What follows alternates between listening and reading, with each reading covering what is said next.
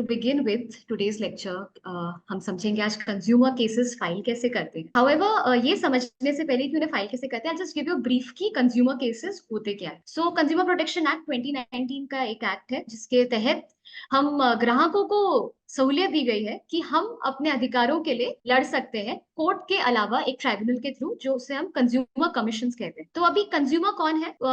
आसान शब्दों में समझे तो कंज्यूमर हर वो आदमी है जिसने कोई चीज खरीदी है या फिर उसने भले ही पे ना किया हो बट वो इस्तेमाल कर रहा हो, वो कंज्यूमर है. कौन कंज्यूमर नहीं है ये जानना बहुत जरूरी है. कंज्यूमर वो नहीं होता है जो अपनी कमर्शियल यूजेज के लिए वो प्रोडक्ट ले रहा है. Okay, I speak in English as well because हमारे पास मिक्स्ड क्राउड है, so I ensure that I am speaking in English and then I explain in Hindi. So हर वो व्यक्ति जो किसी भी चीज को फाइनल यूजेज के लिए खरीद रहा है, अर्थात वो अपने लिए ले रहा है. For example, if I bought a pen and मैं उस पेन को खुद इस्तेमाल कर रही हूँ तो मैं कंज्यूमर हूँ. पर अगर मैं वो पेन लेती हूँ एंड आगे चल के किसी और को बेच देती हूँ एंड बाद में उस पेन में दिक्कत आती है, तो I am not a consumer, मैं उसे कमर्शियल यूजेज कर रही हूँ. This is a very simple example of commercial usage जो कंज्यूमर्स में नहीं आता है. नाउ कंज्यूमर केस हम फाइल करते हैं कमीशन के अंडर, कंज्यूमर कमीशन के अंडर. उसकी भी 3 हायरार्कीज है. सबसे बेसिक लेवल पे आते हैं डिस्ट्रिक्ट कंज्यूमर कमीशन एंड उसके ऊपर आते हैं स्टेट कंज्यूमर कमीशन एंड उसके बाद हमारा नेशनल कंज्यूमर कमीशन आता है जो दिल्ली में है. पेक्यूनरी जुरिस्डिक्शन अर्थात कि कितने वैल्यूएशन पे हम उनके सामने केस फाइल कर सकते हैं, वो ऐसा है कि अगर आपका जो कंसिडरेशन वैल्यू है, कंसिडरेशन से मेरा मतलब है कि आपने कितने पैसे दिए वो प्रोडक्ट या फिर सर्विस लेने के लिए, अगर वो वैल्यूएशन 50 लाख या उसके अंडर है तो आप डिस्ट्रिक्ट कमीशन जाएंगे. ये प्रेजेंट 2021 के रूल्स के हिसाब से है. अगर आपका 50 लाख से 2 करोड़ तक की वैल्यूएशन, सो आप जाएंगे स्टेट कंज्यूमर कमीशन एंड अगर 2 करोड़ के ऊपर की वैल्यूएशन है तो आप नेशनल कंज्यूमर कमीशन जाएंगे. नाउ रिसेंटली ई दाखिल करके प्लेटफॉर्म इंट्रोड्यूस किया गया है through which we can e file our consumer complaint. So I will share my screen to give you an insight and हम पूरा डेमोन्स्ट्रेशन करेंगे जहाँ पे वी गेट टू नो कि कंज्यूमर केस ई फाइल कैसे होता है, क्या क्या डिटेल्स लगती हैं एंड उसके जो छोटे मोटे निटिग्रिटीज होते हैं वो हम डिस्कस करेंगे. So before we begin with उसका जो होम पेज है, I will show you the home page edakhil.nic.in. ये वेबसाइट है. अगर आप गूगल पे भी डालेंगे कंज्यूमर ई फाइलिंग तो ये वेबसाइट टॉप पे शो करता है. Then to file a case आपको सबसे पहले खुद को रजिस्टर करना पड़ेगा इस वेबसाइट. टू रजिस्टर यहाँ पे कंज्यूमर एडवोकेट सेक्शन है. Now let me just share one bit कि एज अ कंज्यूमर आपके पास अधिकार है. You can either fight your case on your own, आप स्वयं भी केस लड़ सकते हैं या फिर आप एक एडवोकेट के थ्रू भी केस कर सकते हैं. आपके पास दोनों अधिकार. तो यहाँ पे कंज्यूमर सेक्शन में ड्रॉप डाउन बॉक्स आएगा एंड सो यहाँ पे 3 ऑप्शंस है: log in, registration, verify with OTP. Registration का पहला पर्पस यही रहेगा कि आप खुद को रजिस्टर करें तभी जाके आप ई फाइल कर पाएंगे. It's a very simple format. आपको अपना ईमेल आईडी, नाम, पासवर्ड जनरेट करना है एंड अपना एड्रेस डालना है. एक बार आप वो वेरीफाई कर लेंगे ओटीपी के साथ तो आप लॉग इन करके सीधा अपना केस फाइल कर सकते हैं.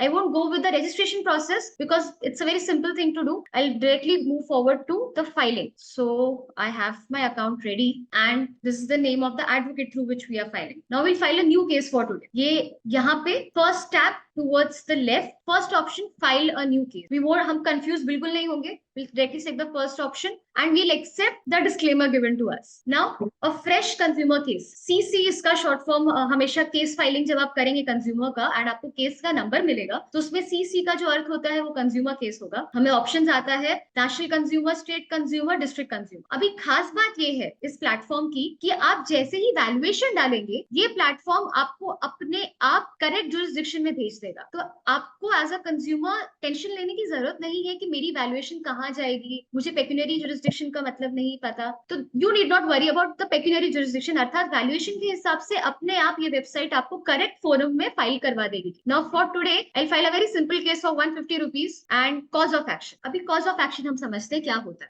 cause of action का अर्थ है कि जो घटना घटी है, फॉर इंग्लिश में कहें तो जो इंसिडेंट हुआ है, उस इंसिडेंट कहाँ पे अराइज हुआ है, ये उस जगह का, ये उस इंसिडेंट का कॉज ऑफ एक्शन हो. कॉज ऑफ एक्शन को हम लीगल भाषा में ऐसे समझते हैं that what happened that I had to go to the court, what happened that I am over here before the court asking for a relief. वो किस टाइम पे हुआ और किस जगह पे हुआ, ये हमारा कॉज ऑफ एक्शन डिसाइड कर. तो अभी के लिए क्योंकि हम महाराष्ट्र में है सो हम महाराष्ट्र स्टेट सिलेक्ट करेंगे एंड क्योंकि मैं थाने डिस्ट्रिक्ट में हूँ सो थाने, हाँ, ये हमारा कॉज ऑफ एक्शन जैसे ही हम डिसाइड करेंगे. इसका पर्पस क्या है वो भी मैं समझा देती हूँ.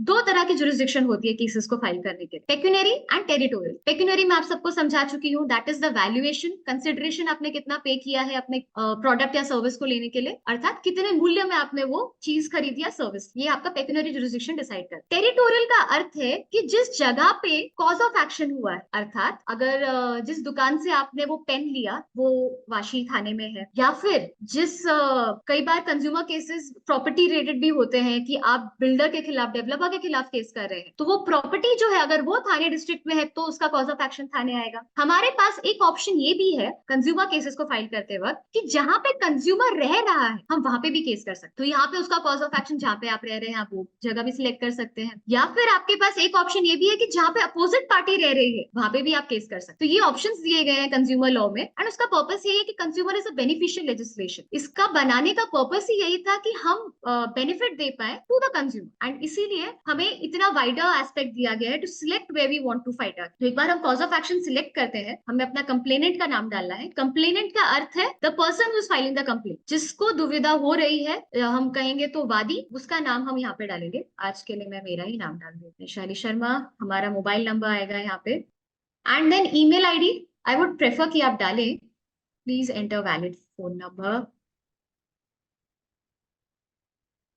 देन ईमेल आईडी के लिए इट्स नॉट कंपलसरी कि आप डालें, बट कई बार हमें ईमेल्स आते हैं कि आपका नेक्स्ट डेट क्या है केस का, तो इट्स वेरी गुड कि अगर आप सारी डिटेल्स फिल इन करें। देन एड्रेस, अभी के लिए we just write a small address, ये आपका एड्रेस रहेगा जहां पे आप एज अ कंप्लेनेंट रिसाइड कर रहे हैं। State as usual Maharashtra, district Thane, then opposite party. Opposite party में नाम उसका आएगा जिसके खिलाफ आप अपना केस करने जा रहे हैं। तो आज के लिए हम यहाँ पे भी नाम वापस वैशाली ही नाम देते हैं। यहाँ पे आप कंपनी का भी नाम डाल सकते हैं जिसके खिलाफ आप केस कर रहे हैं। आपके पास जितनी डिटेल्स है उनकी, उनका एड्रेस हो गया, फोन नंबर हो गया, ईमेल हो गया, वो आप जरूर डालिएगा। उसका पर्पस ये है कि कंज्यूमर केसेस में जब उनको नोटिस जाएगा, तो ये काफी ध्यान देने वाली बात है कि जैसे उनको नोटिस रिसीव होता है, नोटिस रिसीव करने से 30 दिन के अंदर उनको अपना रिप्लाई फाइल करना है। यदि 30 दिन के अंदर वो अपना रिप्लाई फाइल नहीं करते, so the consumer law is so strict कि उनको बाद में डिले कंडोन सिर्फ 15 दिन का होगा। 15 दिन के बाद उनको कोई मौका नहीं दिया जाएगा to refile their reply. In fact वो अपील भी करें इस ऑर्डर के लिए, जो एक्स पार्टी ऑर्डर उनके खिलाफ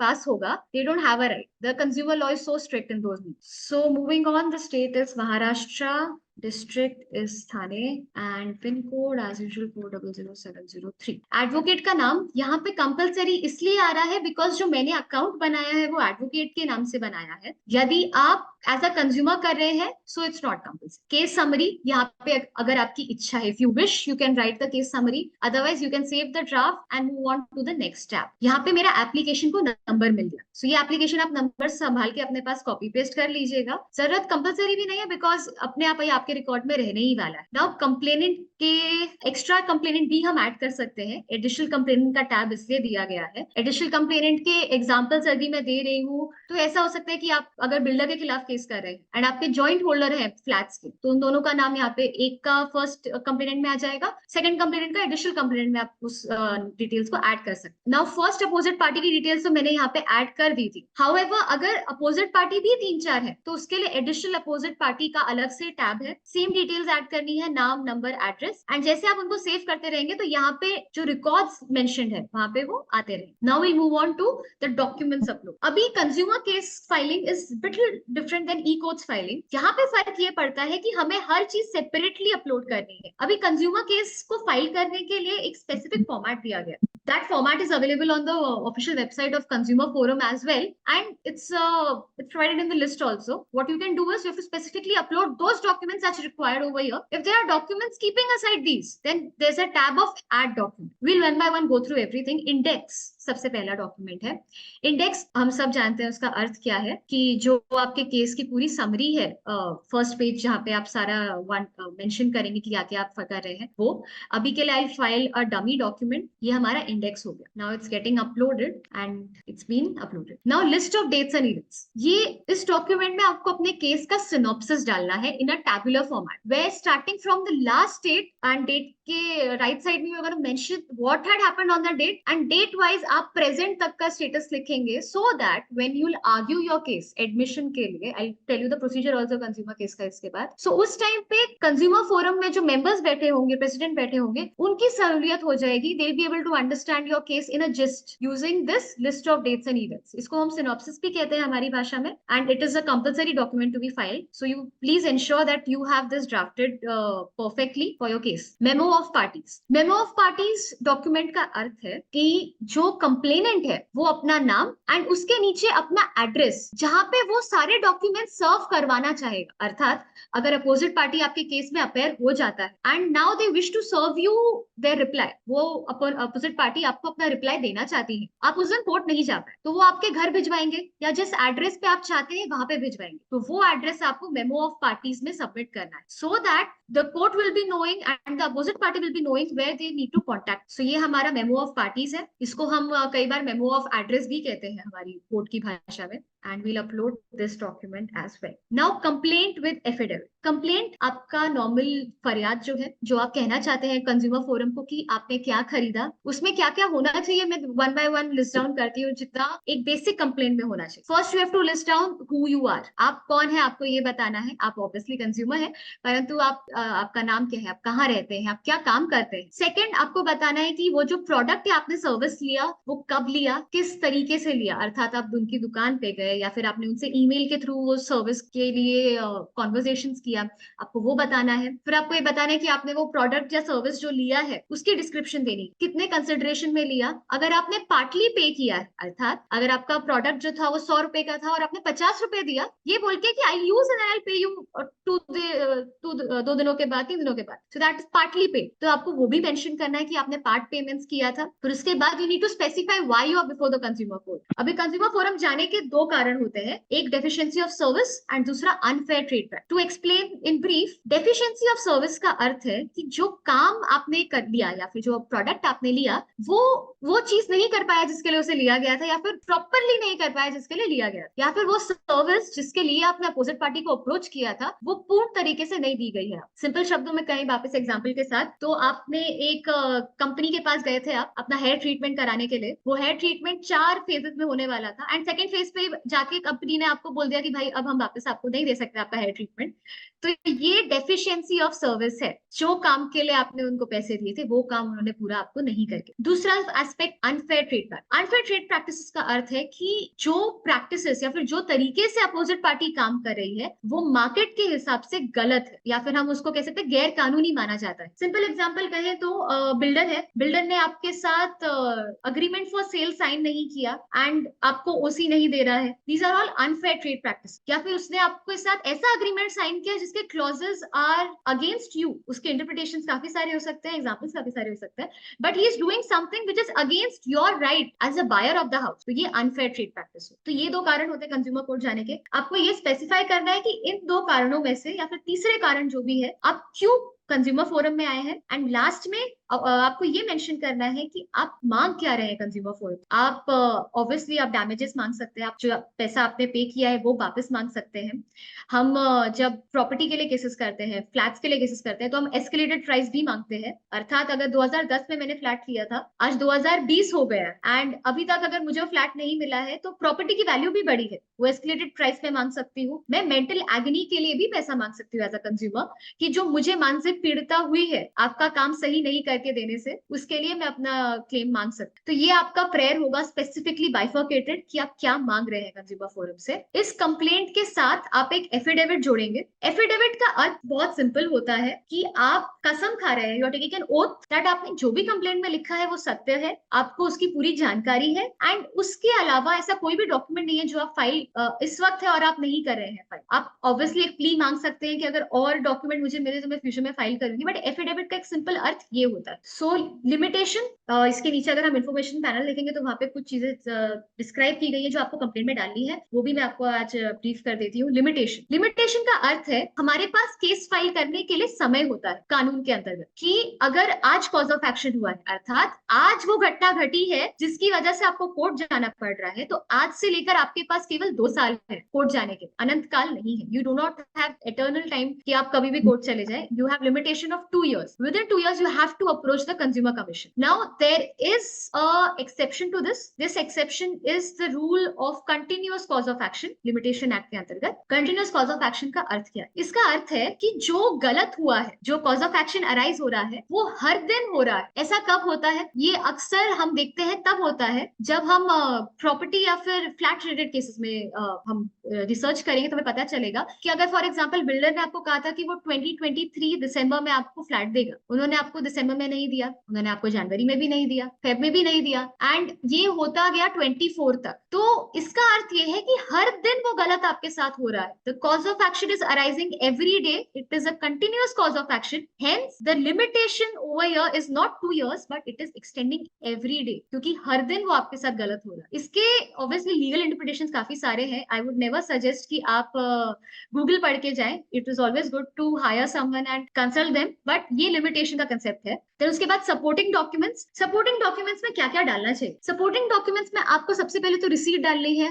वाउचर डालना है, इनवॉइस डालना है, या फिर अगर आपने बिल लिया होगा, जो भी आपने सर्विस ली है उसका प्रूफ दिखाने के लिए, प्रमाण दिखाने के लिए कि आपने वो सर्विस अपोजिट पार्टी से लिया, आपको वो डालना है. फिर अगर आपने कोई प्रोडक्ट लिया था वो खराब निकला तो उसकी तस्वीरें बहुत अच्छी रहेंगी. या फिर आपके केस को सपोर्ट करने वाला कोई भी डॉक्यूमेंट हो, वो आपको सपोर्टिंग डॉक्यूमेंट्स में अनेक्स जरूर करना है एंड उसको ट्रू कॉपी करना है. ट्रू कॉपी का अर्थ है उस डॉक्यूमेंट की शुरुआत में आपको अपना नाम लिखना है, ट्रू कॉपी लिखना है उसके ऊपर और नीचे साइन करना है, जिससे आप ये प्रमाण कर रहे हैं कि जो आपने कॉपी इस वक्त कंज्यूमर फोरम पे अपलोड की है वो सत्य है. It's the true copy of the document. Once you have done all of this, आप सेव करेंगे अपना draft and you will move towards the finalization and submission of your application. अभी आप देखेंगे तो जब हम फाइनलाइजेशन पे आए हैं, इस वेबसाइट ने अपने आप मेरे कॉज ऑफ एक्शन के चलते मेरा केस एडिशनल डीसीएफ थाने को सबमिट कर दिया है based on the pin code that I have given for the cause of action. Now pecuniary jurisdiction जो मैंने आपको शुरुआत में समझाई थी कि आपने क्या वैल्यू पे किया है आपके गुड्स या सर्विस के एक्सचेंज में, उसके बेसिस पे उसने डिस्ट्रिक्ट कंज्यूमर फोरम भी सिलेक्ट कर लिया है. अगर मैंने वो वैल्यूएशन 1 करोड़ डाला होता तो यहाँ पे स्टेट कंज्यूमर कमीशन होता, और अगर मैंने 4 करोड़ डाला होता तो यहाँ पे नेशनल कंज्यूमर कमीशन. तो ये अपने आप वो जुरिसडिक्शन ले लेंगे. देन अगर आप रजिस्टर करना चाहते हैं कंज्यूमर हेल्पलाइन पे तो ये आपकी इच्छा है. यहाँ पे प्रीव्यू का ऑप्शन है वेर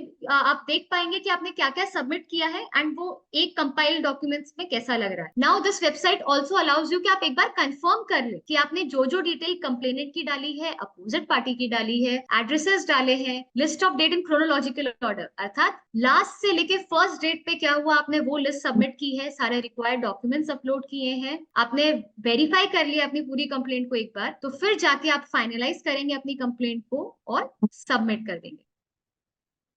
यहाँ पे मुझे एरर आया है, प्लीज सिलेक्ट येस और no. So I select no अभी के लिए एंड आई फाइनल. यहाँ पे एक ओटीपी जनरेट होता है. Will submit the OTP. हालांकि मैंने नंबर गलत डाला था तो अभी ओटीपी आएगा नहीं, but then I show you what happens after that. So now अभी के लिए मेरा जो केस है वो ड्राफ्ट केसेस में सेव हो गया है. यहाँ पे फाइलिंग में जाके सेकंड टैब में we get the option of draft cases. हम एक बार ओटीपी वेरीफाई करेंगे तो हमारा केस ई फाइल हो जाएगा कंज्यूमर फोरम के पास. एंड देन एक बार मैं ओटीपी जाके सबमिट कर दूंगी तो मैं पेंडिंग पेमेंट टैब में जाऊँ. पेंडिंग पेमेंट टैब में मेरे केसेस रिफ्लेक्ट होंगे जिनका कोर्ट फी पे करना पेंडिंग है. So court fees forum wise depend करता है. Last 2000 rupees is the court fee for district consumer forum and state commission के लिए भी शायद उतना ही 2000 कुछ, but that payment itself is gonna get reflected over. You need not worry कि कितना पे करना है. Once you make the payment आपका केस पेंडिंग अप्रूवल केसेस के टैब में रिफ्लेक्ट करेगा. Pending approval is from the end of the consumer commission. तो अभी आप जो केस फाइल करेंगे कंज्यूमर कमीशन उसको गो थ्रू करता है and with in a day और 2 आपको ऑब्जेक्शन या फिर एक्सेप्टेंस का यहाँ पे मैसेज रिफ्लेक्ट हो जाएगा. आपके फोन और ईमेल पे भी ये मैसेज आता है. तो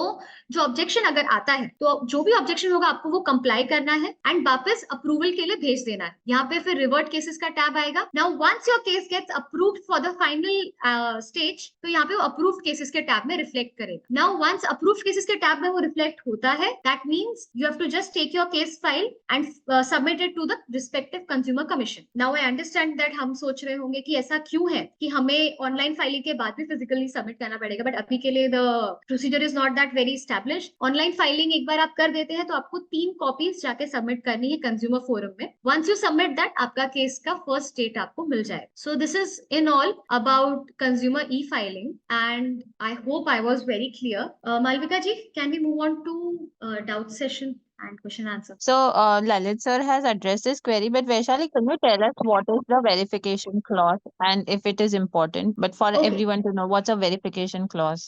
So verification का अर्थ होता है कि आप कौन है। मैं सिंपल भाषा में कहूँ तो उसको ऐसे लिखा जाता है, I Vaishali Sharma, daughter of Rajesh Sharma, age so and so, residing at so and so. आपने खुद को इंट्रोड्यूस कर दिया। फिर आपको ये कहना है कि ऊपर जो मैंने लिखा है कंप्लेंट में, that is para number 1 to 5 और 1 to 7, वो फैक्ट्स हैं जो मेरी पर्सनल नॉलेज में है। उसके बाद पैरा 9 to 10 वो फैक्ट्स हैं जो मैं मानती हूँ सच हूँ। अब इसका पर्पस ये होता है कि हम जब भी कोई लीगल केस फाइल करते हैं, ऐसा जरूरी नहीं है कंप्लेंट में जो लिखा है मुझे सब मेरे पर्सनल नॉलेज में होगा। एज अ ले मैन इसकी कोई जरूरत नहीं है कि आपको पता हो कि जुरिस्डिक्शन क्या होता है, वैल्यूएशन क्या होता है, पेक्यूनियरी जुरिस्डिक्शन क्या होता है, कॉज ऑफ एक्शन क्या होता है। तो जो पैराज आपकी पर्सनल नॉलेज में है, यू हैव टू स्पेसिफाई कि ये पैरा को मैं पर्सनली जानता हूँ, that is the facts of your case. उसके आगे के पैराज को आपको स्पेसिफाई करना है कि ये मैं मानता हूँ सच होगा based on knowledge given to be by my advocate. And last में यू से कि ये जो लास्ट पैरा है मेरा प्रेयर क्लॉज। वेरिफिकेशन का पर्पस बस इतना होता है। हाँ, क्षितिज गौर जो कह रहे हैं लाइक अ डिक्लेरेशन, राइट, कि आपने जो लिखा है अपनी कंप्लेंट में आपको पता है कि आपकी नॉलेज में क्या क्या। वैशाली जी,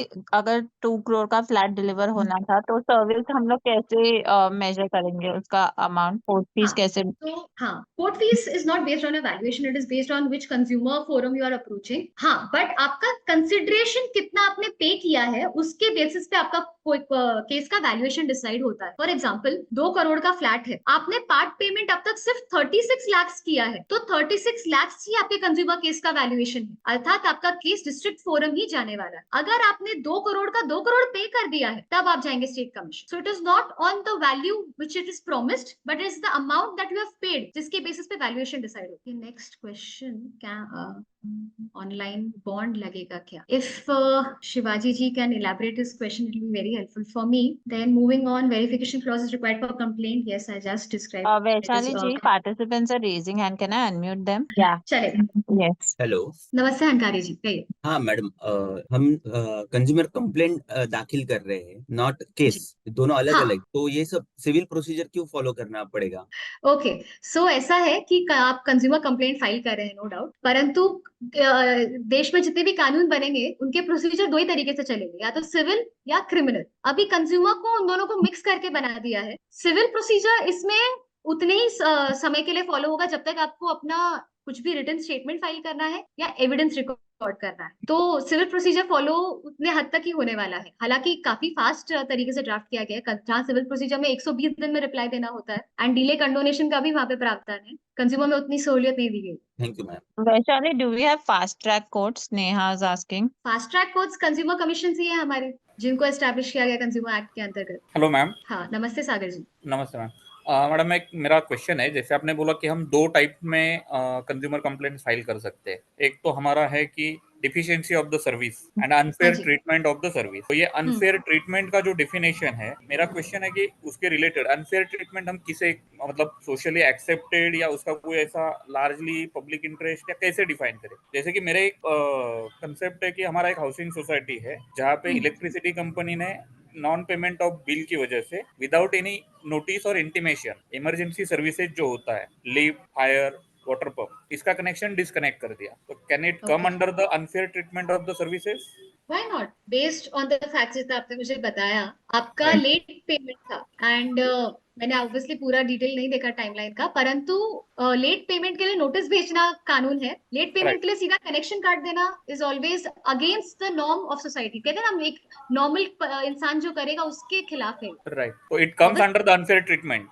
yes yes, why not? Unfair trade practice में आएगा ही नहीं। अगर फॉर एग्जांपल आपने बिल्डर से केस फ्लैट लिया और आपने बस 1 महीना 10,000 की कम पेमेंट कर दी और उससे सीधा आपका फ्लैट ही रिजेक्ट कर दिया कि मैं अभी आपको फ्लैट बेचूंगा नहीं, तो आपका तो पैसा डूब गया। सो उसी से अगर हम इसको मैच करेंगे, it is nowhere reasonable the steps taken by the electricity board. Okay madam, thank you. Vaishali, building के रीडेवलपमेंट में no consideration is paid, so what is consideration in this case? Building के रीडेवलपमेंट में इसको consumer case consumer. के हाँ parameters करना is a very difficult task, because पहली बात तो बिल्डिंग रीडेवलपमेंट में जा रही है, यहाँ पे आप उनसे सर्विसेज जो लेने वाले हैं, it is yet to be construed in form, और अगर आपका हो गया है agreement sign, it's a different thing, but अगर अब तक नहीं हुआ है एंड कंसिडरेशन आप उनको कुछ पे तो करने नहीं वाले, it is all based on future returns. So I believe it's a fit case for RERA और सम अदर फॉर्म्स। कंज्यूमर के लिए ऑब्वियसली वो फिर ये करना पड़ेगा, आपको फिट इन करना पड़ेगा उस बॉक्स के अंदर कि कंसिडरेशन फ्यूचर था एंड पार्ट पेमेंट नहीं हुआ है,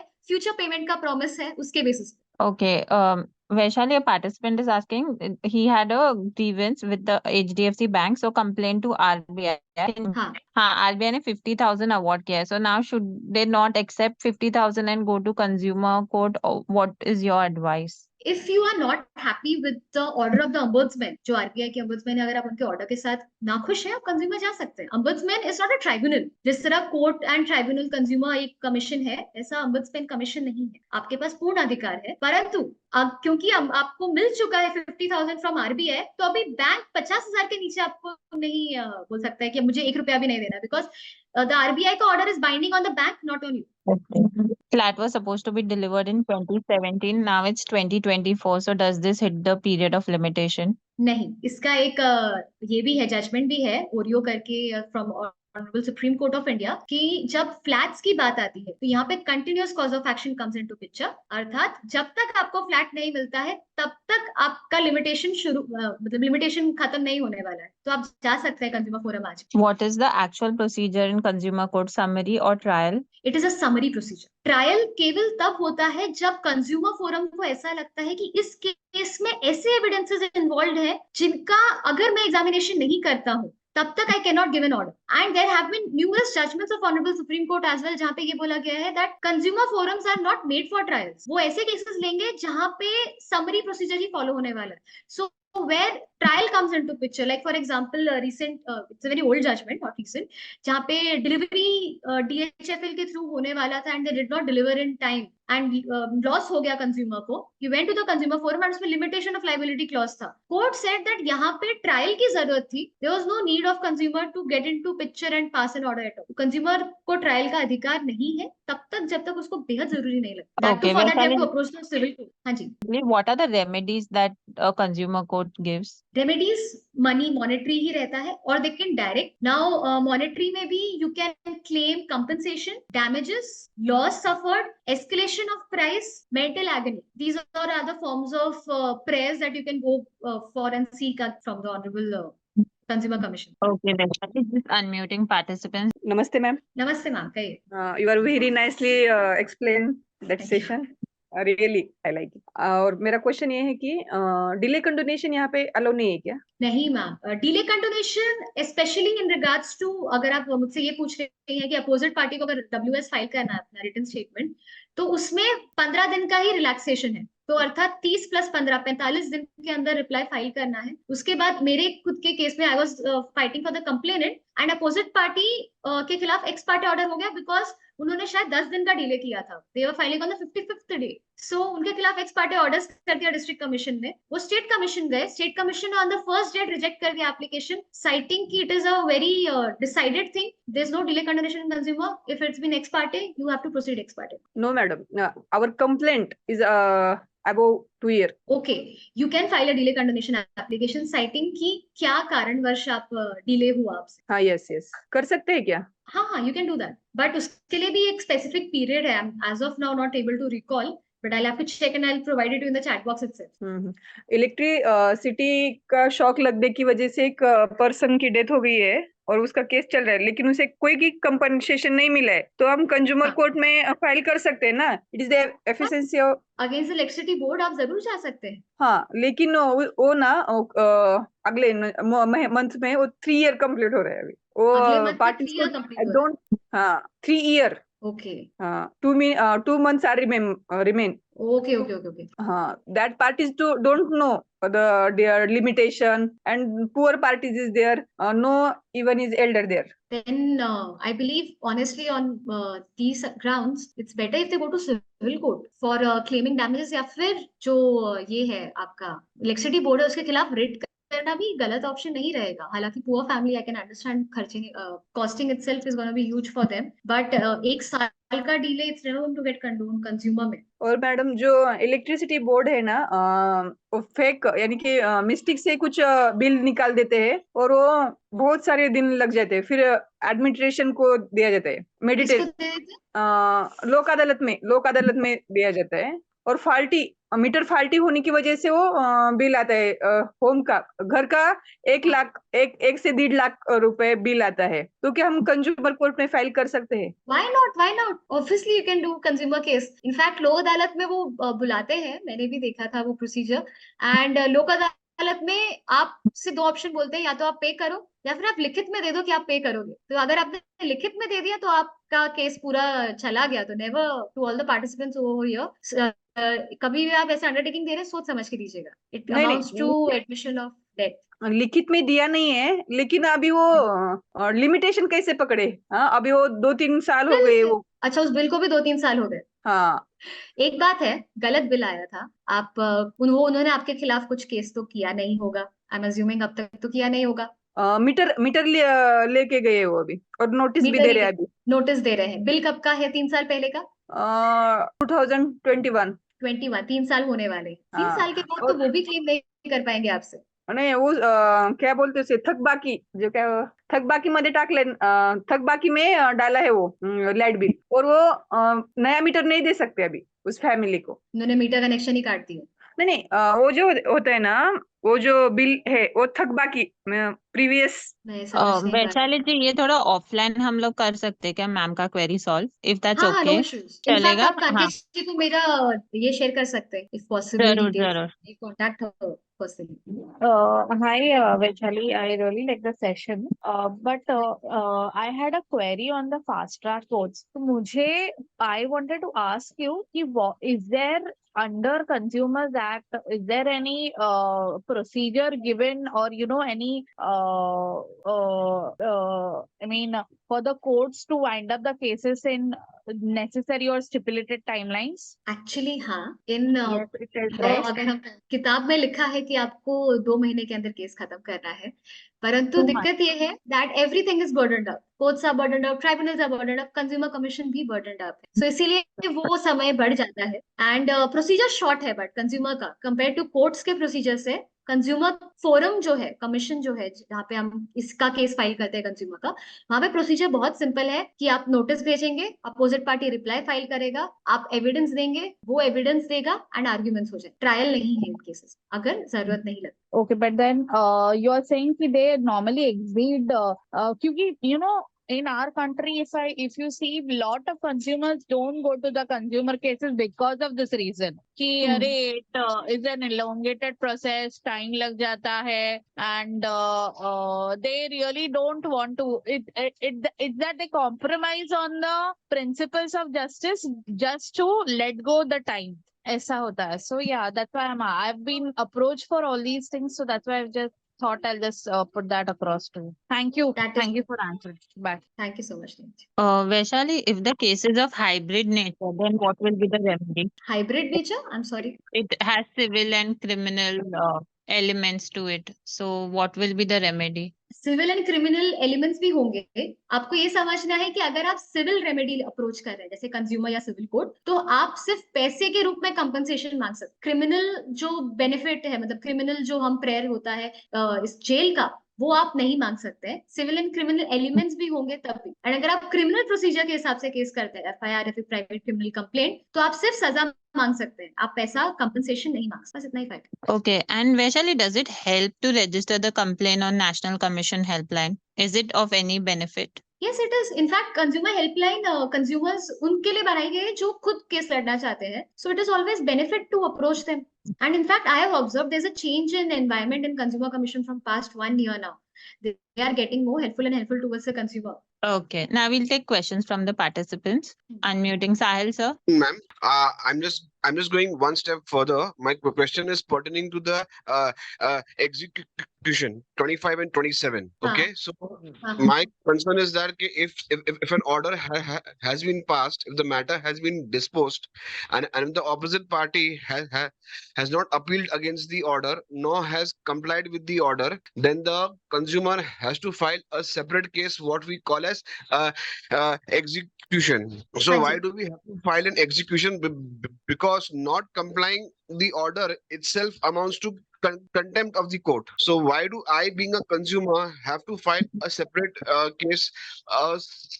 case under section 25 and 27? So it's a very technical thing to understand, but मैं प्रोसीजर वाइज समझाती हूँ कि क्यों जरूरी है। आपने Okay. कंज्यूमर केस किया, आप जीत गए, आपका ऑर्डर आ गया, तो कंज्यूमर के फाइल में आपका केस बंद हो जाता है। अभी आपके पास अपील पीरियड है, अपील पीरियड के बाद भी उसने आपका काम करके नहीं दिया, जो भी उसके खिलाफ ऑर्डर पास किया गया होगा वो काम नहीं हुआ है। नहीं इस हुआ। चीज को इन्फॉर्म करने के लिए आपको वापस कंज्यूमर कमीशन तो जाना पड़ेगा, तब जाके consumer commission can take steps against the opposite party. तो वो जब आप जाएंगे कंज्यूमर कमीशन के पास, that will be the execution. And हालांकि उसके बाद क्रिमिनल प्रोसीजर शुरू हो जाएगा, फिर वारंट इशू होगा, अरेस्ट होगा। So you have to approach the court for telling them कि आपका ऑर्डर नहीं माना गया है। Okay, thank you. Next participant. Hi, ma'am. My name is Anil here. I am actually passed as a lawyer, but I'm not an advocate. I am filing a first case in the CRPC, in the National Commission. Thank you, ma'am. Actually, this is my wife's case. I will give you a background. उसने property लिया था 2020 में, possession था, वो मिला नहीं, अभी 2024 है। मैंने उसका ये consumer complaint file किया and मतलब ready है। मेरा first question is that जो उनको compensation is ₹5 per square feet per month. This is unfair trade practice as per section 246 and 247 of Consumer Protection Act. इसका precedence है अभी या नहीं? First question.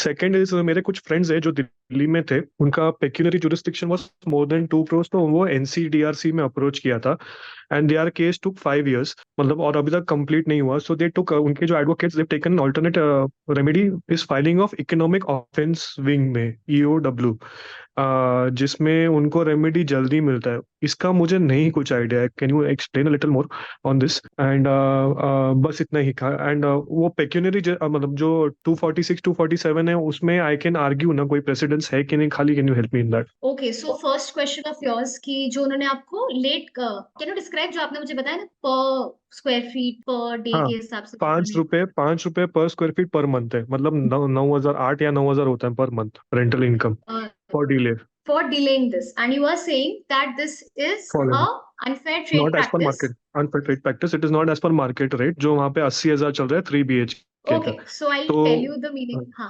तो उसका इसके 246 247 के हिसाब से होता है, करेक्ट? हाँ हाँ हाँ। तो can you help me with this? तो ऐसा है, अनफेयर ट्रेड प्रैक्टिस का ना, there are no precedence in regards to this aspect की इस जो आपका कंपनसेशन होना चाहिए वो इस लाइंस पे होना चाहिए। But you have to make the court understand कि जो कंपनसेशन वो मुझे बाय ये दे रहा है, कॉन्ट्रैक्ट दे रहा है, it is very minute. And actually अभी आपने 2020 में प्रॉपर्टी लिया है, 4 साल के अंदर उस प्रॉपर्टी का अगर वैल्यूएशन बढ़ा है, and today if you asking for complete पे बैक ऑफ योर कंसिडरेशन, आप एस्केलेटेड प्राइस मांगेंगे, it makes more sense. Okay, because agreement पे आपने भी साइन किया, एंड अभी ये प्रूव करना कि मार्केट रेट के हिसाब से this thing is not actual in terms of the market rate, तो आपको मार्केट रेट भी दिखाना पड़ेगा कि मार्केट में प्रॉपर्टी का वैल्यूएशन क्या चालू है, which is on the basis of valuation given to per property by the tehsildar और बाय द कलेक्टर, वो का आपको ढूंढ के देना पड़ेगा, तहसीलदार और कलेक्टर। ओके, चलेगा। हाँ, and then second question of economic offences wing, actually when I am unaware of, first time I am hearing that someone has filed economic offences wing का case for these aspects, but I am sure अगर economic offences wing के under वो गए हैं, then the case is not limited to property नहीं मिलना, it has to be something wider than that, so you will have to ponder upon कि क्या file किया है। ऑलराइट, ठीक है, okay ma'am, thank you so much. Thank you Anil. Thank you, sir. Next participant. हाँ, नमस्ते। Hello. Hi, ma'am. I have a question. Does registering on National Consumer Helpline have any additional benefit? Because you said that हम लोग जब consumer खुद complaint file करता है तभी option आता है, बट आपने जो वेबसाइट दिखाया तभी आप वो एडवोकेट का भी ऑप्शन था और तभी नीचे यस नो का इसमें भी ऑप्शन था, so I had doubt on that. हाँ, एक्चुअली वो सबको ऑप्शन आने वाला है कि आप एडवोकेट थ्रू जा रहे हैं या नहीं। कंज्यूमर हेल्पलाइन का भी ऑप्शन सबको आता है। मैं जिसके लिए बोल रही थी कि हमें नहीं दिखेगा, वो एस्पेक्ट तब है जब आप as a consumer case file कर रहे हैं तो नीचे एडवोकेट की डिटेल्स डालना कंपलसरी नहीं होगी आपके लिए। So coming to the point of helpline पे अगर आप रजिस्टर कर लेते हैं खुद को, it's gonna be helpful because procedure जो है, I do not expect a common man to understand it so well. Affidavits file करना, सर्विस रिपोर्ट्स फाइल करना, या फिर वेरिफिकेशन क्लॉज ही अगर किसी ने पूछा था कि उसकी अहमियत क्या होती है, it's always good to register and then you can always have a helping hand. Okay, ma'am. Ma'am, I had one more question. Suppose if I'm buying a flat तो मैंने 2020 में फ्लैट बाय किया and builder told me that it will be a building of 20 floors and the position will be in 2025. Right now it is 2024. तो अभी एक साल और बचा है, but what I am seeing on the ground reality is कि अभी building का एक्सकवेशन भी चालू नहीं हुआ है, मतलब कुछ भी काम भी नहीं चालू है. So what in those cases what should be done? Okay, आपकी जो अग्रीमेंट साइन किया होगा, अग्रीमेंट फॉर सेल, उसमें स्टेजेस होंगे कि इस मंथ पे ये स्टेज खत्म हो जाएगा, उस मंथ पे ये स्टेज खत्म हो जाएगा. तो आई एम श्योर कि जो स्टेज आपको अगस्त 2024 तक प्रॉमिस किया होगा पूरा होगा, वो अब तक नहीं हुआ है. But ma'am, what in the cases that it is not specified? Okay, it is not specified. Then what you can do is you can right now send a notice to the builder that अभी तक तुम्हारा काम शुरू ही नहीं हुआ है, so I don't know if you're going to finish it or not. You can always go for claiming your money back. That I don't expect the project to get over soon at all. Okay, ma'am. And one more last question, ma'am. Ma'am, example, all these builder cases and all. So why not to go to directly EOW that they are not giving position, they have to call the money and they are not responding to us. So financial fraud, it can count on that also. So why not to go to EOW? आप EOW जा सकते हैं, but फिर समझने वाली बात ये है कि EOW कंपनसेट करेगा आपको, because EOW is made with specific purposes of punishing those who are misusing the money. Now, for you to get compensation, that's the question which you need to ask yourself. Okay, ma'am. Okay. Thank you so much, ma'am. It was a wonderful session. Okay. Next participant. Hello ma'am. नमस्ते. हाँ ma'am, अगर मैंने एक complaint file की थी तो उसमें जो कंप्लेनेंट है वो गुजर गए, तो अभी लीगल हेयर यहाँ पे एज पर सीपीसी आएंगे या नहीं आएंगे? हाँ आएंगे ना, व्हाई नॉट. आप अगर उनके लीगल हेयर हैं तो आप कोर्ट में जाइए, आप एप्लीकेशन दीजिए एफिडेविट के साथ कि जो गुजरे हैं वो मेरे पिता या माता जी थी एंड ये उनका डेथ सर्टिफिकेट है, ये मेरा आधार है. अगर आपने लीगल हेयर सर्टिफिकेट ले लिया है तो वो भी अटैच कीजिए and you can fight out the case on their behalf. Okay.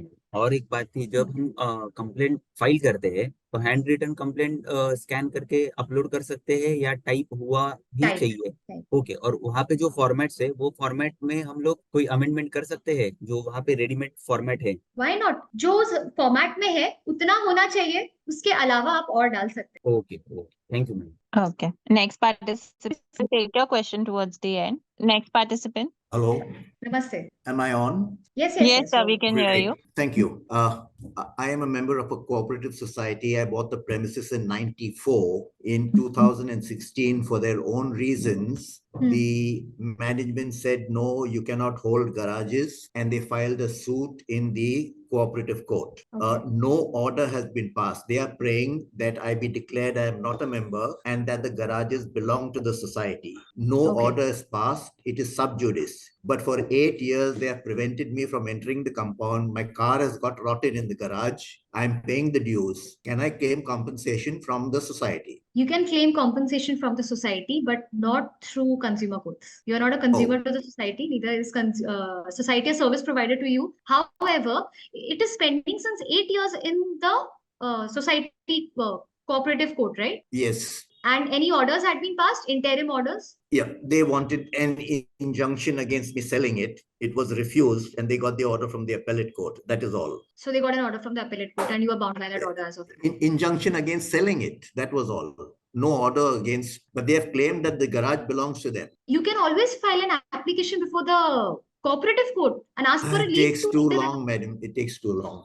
It's just dragging on. Dates are given after 2 months, though I'm a senior citizen of 83. They're just dragging it on, and that's the game they're playing. I read somewhere that cooperative court is taking money and therefore they are liable, and that's what I wanted to check with you. Somewhere I recall having read it, but since they're taking money for maintenance, which I'm paying. That's right, but maintenance is for the maintenance of the society, which even you are using, and it's a cooperative housing society. Yeah. So as a consumer, I don't know if you're going to fall into that definition. No, it's okay. I just wanted to double check.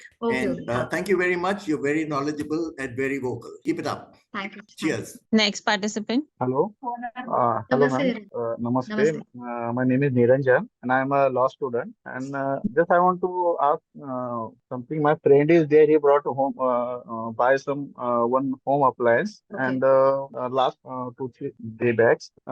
Actually, I want to से कि वो जो practice है वो bad practice में आएगा या फिर ऑपरेशन बैड इसमें आएगा, मतलब नॉट वर्किंग अप्लायंस प्रॉपरली में आएगा? बिकॉज उन्होंने जब अप्लायंस लेने के टाइम जो बताया था या फिर कंसल्ट किया था that appliance is not working properly, और उन्होंने वो जो लिया था 25,000 का लिया था और ईएमआई पे लिया था, फर्स्ट ईएमआई उन्होंने पे किया, अब वो ऑपरेट नहीं हो रहा है, तो उन्होंने 2-3 बार उनका पर्सन भेजा, उसके बाद उन्होंने सीधा डिनाई कर दिया कि अभी हम हमारा आदमी नहीं भेज सकते आपको, अभी आगे हम सर्विस नहीं दे सकते। तो शाला दे स्टॉप दैट ईएमआई और वो एक्सचेंज के लिए जाए या फिर क्या कर सकते हैं? आप दोनों ही एस्पेक्ट से कर सकते हैं केस। अनफेयर ट्रेड प्रैक्टिस में इस तरह की जो आपको सामान बेचा गया, जो सर्विसेज उनको देनी थी सामान बेचने के बाद, सामान ठीक करने की, उन्होंने उसको प्रॉपरली पूरा नहीं किया और बिना किसी रीजन से आपका जो वापस ठीक करने का काम था वो बंद कर दिया। एंड डेफिशिएंसी इन सर्विस इस तरह कि जो सामान बेचा गया वो आपको खराब बेचा गया, तो आप दोनों ही सेक्शन डाल सकते हैं। नहीं, मतलब उन्होंने क्या बोला था कि जो वॉशिंग मशीन था वो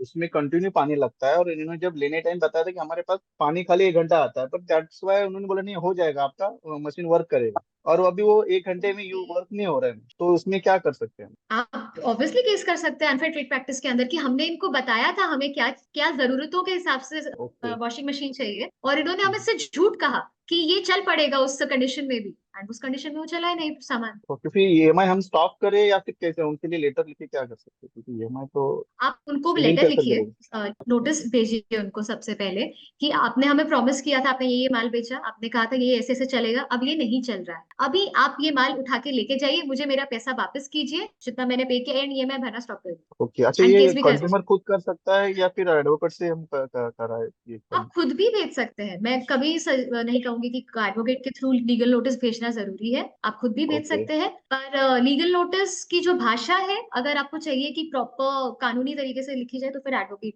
को भी आप हायर कर सकते हैं। Okay okay ma'am, thank you very nice. Thank you थोड़ा। Okay, Vaishali, I'll take Shivaji sir's question. और रीडर्स डाइजेस्ट से उन्होंने सब्सक्रिप्शन लिया था, नाउ 2 months का उन्हें डिलीवर हुआ है, now he doesn't have the address of readers digest, so what should he do in this matter? You don't have the online address to subscription लिया है उन्होंने, या he has 2-3 questions, so first question is this, address because नहीं है readers digest का, but he will find it online, right? हाँ, anything address लगना बहुत जरूरी है, बिकॉज अभी भी हम उस हालातों में है कि हमें सर्व करना फिजिकली कंपलसरी है, कोर्ट्स में नोटिस ईमेल थ्रू है, सब है, पर एड्रेस मिलना जरूरी है।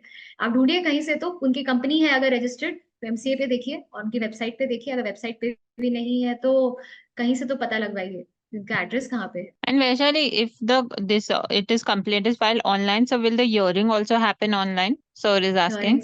No, hearings as of now are offline. Consumer courts को online जाने में अभी थोड़ी देरी है। Okay. And he is not an advocate, so can he fight the case on his own? Yes, you can always fight your case on your own. Consumer courts are open to consumers to approach the court themselves. Okay, great. We'll take question from a participant, just unmuting. And Jadhav sir, actually your question is not clear. Can you raise hand and ask your question? Or Vaishali, you can read sir's question and see the 2012 agreement for sale. Hello. For sale. 1 second, Pradeep ji, I'll just answer Jadhav sir's question and then I'll come back to you. Jadhav ji कह रहे हैं, my friend has entered into an agreement for sale in 2012 in which developer has promised to give lift but till today have not given. So can I file consumer complaint whether limitation will applicable to me? यदि आप घर ले चुके हैं and उस वक्त आपने, जब आपको मिलता है ऑक्यूपेंसी अलॉटमेंट लेटर मिलता है जब, एंड उस पर अगर आपने ये चीज लिखा होता तो काफी अच्छा होता, एंड अभी के लिए अगर आपको फ्लैट मिला नहीं है एंड लिफ्ट नहीं बनाई है उन्होंने, तो obviously you can go to the court इसमें, क्योंकि फिर सारी लिमिटेशन वापस कंटिन्यूअस कॉज ऑफ एक्शन पे आ जाएगी। पर अगर आप रह रहे हैं वहां पे and then you are saying कि 2012 से लिफ्ट नहीं लगी है, so limitation comes into picture from the day you moved into the house. Jadhav ji, you can tell me कि आप लिमिट ये पोजेशन कब लिए घर का? He is saying got possession of the flat, but Vaishali is asking when. Jadav जी, मुश्किल रहेगा limitation में डालना इस केस को, बिकॉज आप घर ले चुके हैं एंड 9 साल बाद कोर्ट जाना, it's going to be tough to explain to the court कि how you are having a continuous cause of action. Good afternoon, ma'am. Good afternoon, कहिए। मैम, रीडेवलपमेंट के केस में जैसे कि आपने बोला कि वो केस रेरा में फाइल करना ज्यादा बेटर है, but the problem is that RERA doesn't count rehab component, it counts only saleable component. In that situation what is the option left but the consumer, because he has not paid any monetary consideration. Redevelopment के projects में आपको specifically उस authority के पास जाना ज्यादा better रहेगा जो redevelopment authority बनाई गई है उस प्रोजेक्ट के लिए।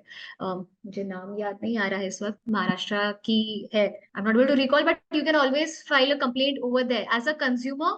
It's a point of consideration where even I have to go through कि आप कंज्यूमर के डेफिनेशन में फॉल इन कैसे करेंगे। एज अ होम बायर आप रीडेवलपमेंट को अपना प्रोजेक्ट सबमिट कर देते हैं and you're not paying any consideration, but future में obviously he is becoming owner of some part of the redevelopment project, right? So उन scenarios में consumer के definition में fall in करना is a point of consideration, research जो मुझे भी करना है। So actually as of now I cannot clearly answer your question, Pradeep ji, I'm sorry. Hello ma'am, I had one last question for you. Ma'am, I have a case that on 10th June accident happened, a natural disaster happened, and one person's scooter got damaged. Okay, and it's been almost now 3 months, and the consumer company is not paying any compensation, and it is just harassing the consumer, saying it is still in the process and all. So what about in such cases where the compensation amount is hardly 6,000 to 7,000 rupees, but still the company isn't processing ahead? Okay आप consumer court जाइए and आपके पास mental agony and trauma के लिए claim करने का भी प्रावधान है। तो उसमें आप देखेंगे केसेस तो कई बार लाख रुपए 5 लाख रुपए तक कंपनसेट किया गया है कंज्यूमर्स को। इनफैक्ट रिसेंट केस था जब स्विगी के थ्रू किसी को गलत ऑर्डर दिया गया, तो ऑर्डर शायद 700 रुपए का था एंड उसको कंपनसेशन 60,000 का दिया गया। So consumer courts take into consideration what the consumer has gone through because of the deficiency in service. So does any limitation period apply on that इतने टाइम में इंश्योरेंस? नो आई मीन कि अगर accident जून में हुआ है तो 3 महीने या तो 6 महीने में आपको वापस से कंपेंसेट करना है, मतलब इंश्योरेंस वापस से ये करना है। आई मीन जो भी डैमेजेस है उसको कितने टाइम में कवर करना है कंज्यूमर को? In the sense limitation to जो कंपनसेट करेगा। हाँ उनके ऊपर ऐसा कुछ कंपल्सरी नहीं है कि आप 3 महीने बाद ही जा सकते हैं कंज्यूमर फोरम। अभी अगर फॉर एग्जांपल 3 महीने हो गया है, आप कल भी जा सकते हैं consumer forum. There is no limitation provided उस एस्पेक्ट। आपको 2 साल के अंतर्गत जाना है, आप चाहिए तो एक्सीडेंट के नेक्स्ट डे भी जा सकते थे कंज्यूमर फोरम कि भाई 24 घंटे में कंपनसेट नहीं किया गया। Just a example of same. So any what will be the costing or anything as such as a normal consumer if we go to an advocate? So उसमें litigation fees and of course you are aware. So what about such consumers? Honestly, advocate fee तो ऐसी चीज है जो बहुत बड़ी bandwidth में आती है। It can start from 500 also, it can go till lakh of rupees also. So I cannot comment on that specifically. But आपका statutory fees 2,000 ही होगा जो आपको consumer forum को देना है। Okay, ma'am. Okay, so we can fight on our own. Okay, thank you so much. Thank you. Vaishali, I hope we can take a few more questions. हाँ, no issues. Okay. 1 second. Yes, Mahada जिन्होंने कहा है, Nesari जिन्होंने कहा है, yes, that's the forum I was saying for redevelopment project complaints. So sorry to interrupt in middle. Biju जी, आपका सवाल। मेरा सवाल ये है कि मैंने कंप्लेन किया था कंज्यूमर कोर्ट में नीम टूर्स एंड ट्रेवल्स के अगेंस्ट। हाँ जी। And 1 lakh around 39,750 I had paid, and due to the lockdown, the tour didn't materialize. और मेरी जो room partner थी, she passed away. So for 1 year they gave a credit note. Then next year also they gave a credit note. This happened. I did the booking in 2019 November. Okay. So 2 years they gave the credit note. After they started advertising for the tours, so I asked for the Vietnam tour, which was costing around 80,000-90,000. So they refused, saying that I have to pay extra charges because my partner passed away for the single occupancy, and they were offering me domestic tour for international tour. So so they said there is no policy of returning the money back. So I filed a complaint in the consumer court. Now the case I did in person, it has come to the ex parte. But the day it was announced as ex parte, the lawyer from that Neems Tours and Travel appeared in the court. And she said that I haven't received the documents. And then I came to know she was just appointed 8 days before that date of hearing. So the the judge said that it is already past ex parte. So now they have given me the date in 11th October, what will be the procedure they will follow and how much compensation they'll give me for that? And how much that lawyer advocate who is appointed from the tours and travels will interfere and delay the matter? So अगर आपका case x Partey order हो चुका है and अभी जो next stage होता है वो एविडेंस फाइलिंग होता है केस का, परंतु जैसा आप कह रहे हैं कि एडवोकेट अपेयर हुआ था उस दिन, उन्होंने कहा है कि उनको डॉक्यूमेंट प्रोवाइड नहीं हुआ, तो मेरा एक सवाल है बस कि जब आपने नोटिस भेजा था टू द अपोजिट पार्टी, आपने अपना कंप्लेंट का कॉपी अटैच किया था नोटिस के साथ? पोस्टल ट्रैक एविडेंसेस मैंने ऑलरेडी ज्वाइन किया था, उसको अटैचमेंट किया था। That's fine, that was all done, that is all done. Complaint के साथ भेजा था, right? Because they shifted to some other place, probably that is why she's talking, and she's new, she doesn't know anything, so that is why she was just talking like that.